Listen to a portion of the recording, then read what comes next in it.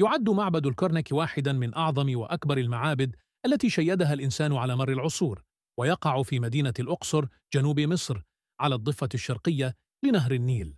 المعبد لم يبنى في عهد فرعون واحد فقط، بل شارك في بنائه وتوسيعه أكثر من 30 ملكا من ملوك الفراعنة على مدار حوالي 2000 سنة، بدءا من الدولة الوسطى حتى العصور المتأخرة، وده اللي بيخليه سجل ضخم لتاريخ مصر القديمة.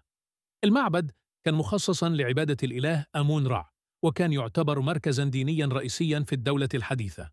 الكرنك مش مجرد معبد، ده مجمع ديني ضخم بيضم مجموعة من المعابد الصغيرة والمقصورات والساحات، كلها مخصصة لعبادة آلهة متعددة، لكن أهمهم كان آمون وزوجته موت وابنهم خنسو. من أبرز معالم المعبد وأشهرها على الإطلاق هي قاعة الأعمدة الكبرى، اللي بتضم 134 عمودا ضخما، بعضهم بيزيد ارتفاعه عن 20 مترا.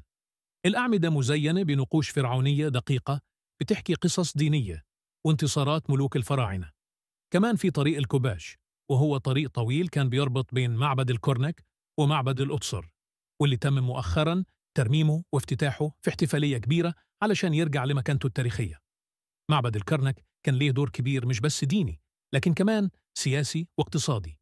كان فيه كهنة بيشرفوا على المعبد وبيتحكموا في أراضي وممتلكات ضخمة، وكان ليهم نفوذ قوي في الحكم واتخاذ القرارات في بعض الفترات. وفي العصر الحديث شهد المعبد عدد كبير من الاكتشافات الأثرية المهمة. على سبيل المثال، تم اكتشاف تماثيل مكسورة للإلهة سخمت، إلهة الحرب عند الفراعنة، ودي كانت موجودة بكثرة في المعبد، خاصة في عهد الملك أمنحتب الثالث. كمان تم العثور على بقايا مبان ومقصورات أثرية ومخازن كانت بتستخدم لحفظ أدوات العبادة والقرابين. من الاكتشافات المثيرة كمان وجود نقوش وألوان أصلية على الجدران لا تزال محتفظة بجمالها رغم مرور آلاف السنين، وده ساعد العلماء يفهموا أكتر عن الحياة الدينية والفنية وقتها. الخاتمة، معبد الكرنك مش بس مكان أثري، ده دليل حي على عظمة المصريين القدماء، وكنز تاريخي لسه بيكشف لنا أسراره لحد النهاردة. الحفاظ عليه مسؤوليتنا، لأنه شاهد على حضارة من أعظم حضارات التاريخ.